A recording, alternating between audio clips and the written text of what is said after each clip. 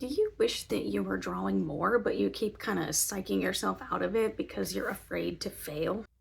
Well, time to rip off that band-aid. You will fail.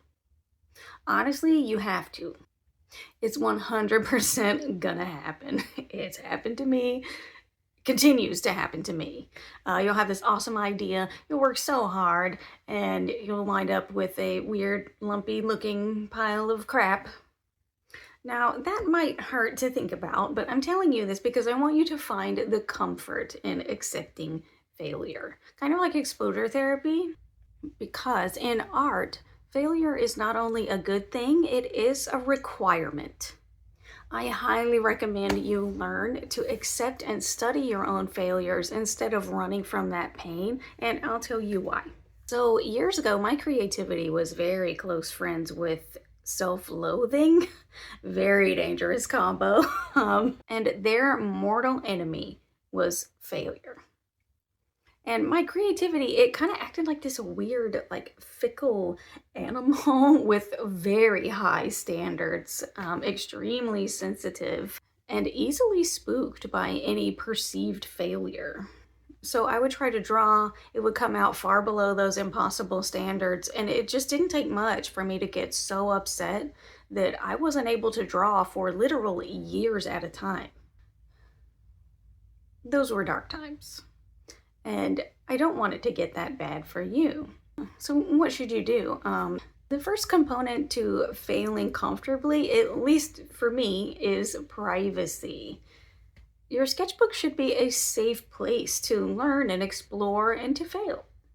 You do not have to share every single thing that you make. To be clear, I'm not saying never share your art, because sharing and getting good constructive feedback is very important for building your skill and getting better. Sometimes younger people who have kind of grown up on the internet and on social media, they sort of default to sharing every little thing that they make. And when I tell them they don't have to do that, I've gotten like literal mind blow emojis. They're just like, what? I didn't realize that was an option. So if you're just trying to play and you're feeling like the pressure of other people's eyes on what you're doing, you officially have my permission to fail in private. Hey y'all, it's a different day and I wanted to touch on sketchbook tour videos really quick. I've been editing the video that you're watching and I feel like this is relevant. I'm mainly talking to people who are just getting started and like just trying to get their art practice going. If you're kind of a beginner or you're coming back after a long break, maybe you hop here on YouTube and you start looking at some of those sketchbook tour videos. So if you start going like, well, I mean, my sketchbook doesn't look anything like that. Am I doing this wrong? Is that what a sketchbook is supposed to be? Is it supposed to be like very neatly curated and have these like aesthetically laid out spreads and have a, well-developed voice and style and stuff? Is this where only my best work goes? How do I decide what goes in it? Are you seeing how this could be a source of pressure? I'm here to tell you none of that is required. It's very cool, but it's not required. You are not failing if your sketchbook doesn't look like that. Mine certainly doesn't. Look at this.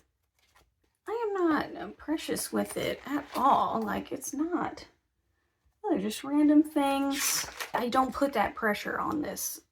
If your sketchbook does look like that, congrats. I think it's amazing. And how do you do that? So yeah, if you're just starting out and you're getting intimidated or just like totally dreading the feeling of falling short of one of those videos, yeah, I'm here to be the antidote, okay? Your sketchbook can absolutely be more if that's what you want. I'm just saying that my process is different, and I'm assuming that there are other people that are similar to me, and I'm just one of those people that cannot have like the pressure of perfection on my sketchbook. I won't touch it. If I've decided that it's the pretty one that's going to look great and I'm going to show to other people, I'm not going to touch it. I'm not going to get any work done at all You know what I mean? I'm too much of a perfectionist. I won't live up to that perfection, and it's going to stay empty. Maybe this is a hot take, or maybe it's just me, but I almost feel like they should be called something else. Because like just the term sketchbook tour is almost like an oxymoron to me. Like it doesn't, I don't understand that, because to me, my sketchbook is all about being a private space where failure is allowed. When you watch these tour videos, sometimes you will see there's like a sheet that's ripped out, and the ones that I've seen are totally honest. They're not being shady or anything in the least. I'm not saying they're doing something bad, but I mean, they'll just tell you like, oh, I didn't like the way that one turned out, so I just ripped it out and started over. Or I saw one where there was another drawing like taped over the page, and they just said, you know, there's something that didn't work out there, so I taped this in over it to cover it up. So you see how failure is not allowed in these books? And that's the difference. Failure has to be allowed in my sketchbook for me to use it at all. This is where all my ugly little failures live, okay? Like, they can't stay here, and they gotta live somewhere. So, you know, keep watching them if you like them, but if you have these like mixed up feelings like I can do sometimes, and I mean, I'm a working artist, you know? Like, I mean, technically, I'm literally making art in my bedroom in my parents' house, okay? And I'm turning 34 in 2 days. So, I mean, but I am technically a working artist. I've been drawing professionally for 3 years, and I still like, I still don't work pretty. I just don't. Especially not when I'm trying to push my skill. Absolutely not. It's gonna be ugly. It's gonna be ugly. And that's totally okay, is the thing. Like, this is what works for me. I make work for commission, you know? That is under the pressure of my client's expectation. And then I have other pieces that are under the pressure of being in shows. So I really need a space where I'm relieved of that pressure. It's actually like extremely important. If you know you're a perfectionist, I'm convinced that a big part of overcoming perfectionism is, it sounds like counterintuitive, but it's allowing failure and being a little bit desensitized, because actually in the beginning, like you got a lot of failing to do. I still have a lot of failing to do. And it's got to be allowed. That's all I'm saying. Back to the video. I really recommend incorporating failed attempts into your art practice just like any other task. And just bring a really neutral vibe. You are not your failures, okay? In the words of the great Zay Frank, the first 3 times you do something, it's gonna suck. So get the suck out. So jump in and do 3. It'll probably suck 3 times, but then you have 3 attempts under your belt, and 3 is a lot more than none. If you kind of feel like you can't even do that, and I understand that feeling of failure can be very crippling. If you feel like you can't even do that, imagine a version of yourself who can do it. And what would they do? Would they allow those feelings to keep them from stepping toward the things that they want? No. So take the step and do the thing.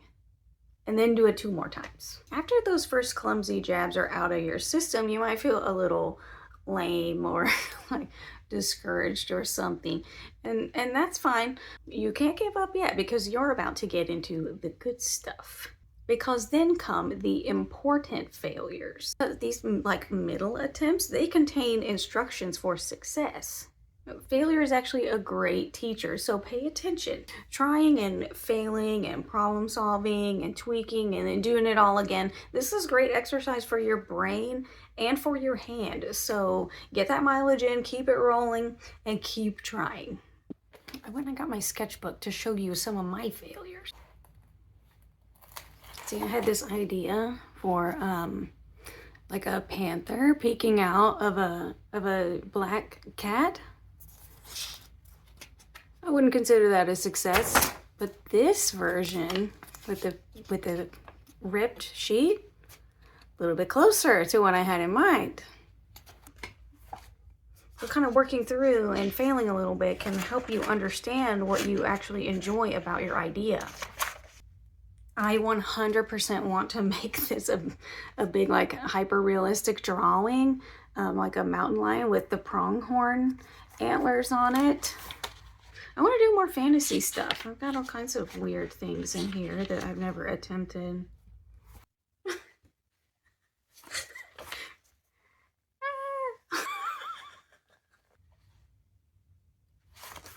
I was trying to draw a fox, see weird proportions.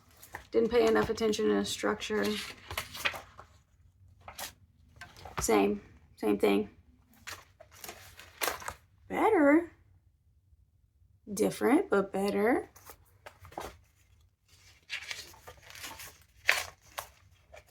And I like this one the best. You see what I mean? You just work through, just attempt. This one really is the best one, isn't it?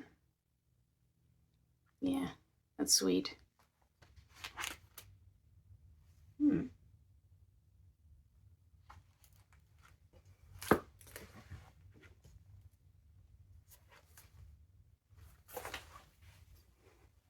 I realize I'm just saying, like, you gotta sketch. You gotta sketch, you gotta work things out. For instance, yeah, see? Not finished, the ear's not there, but that one absolutely, that one gave rise to this. See?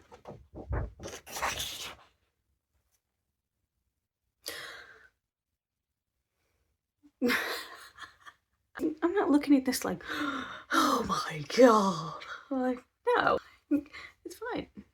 Like, I just had to work through this attempt to get to here. So yeah, I think we should make friends with our failures, or at the very least respect them as data points. Failing comfortably and without fear made me a much better artist, and I believe it could do the same for you. Yeah, go fail. You have nothing to lose and so much to gain. If you enlist the wisdom of your own failures, it's really only a matter of time before you succeed.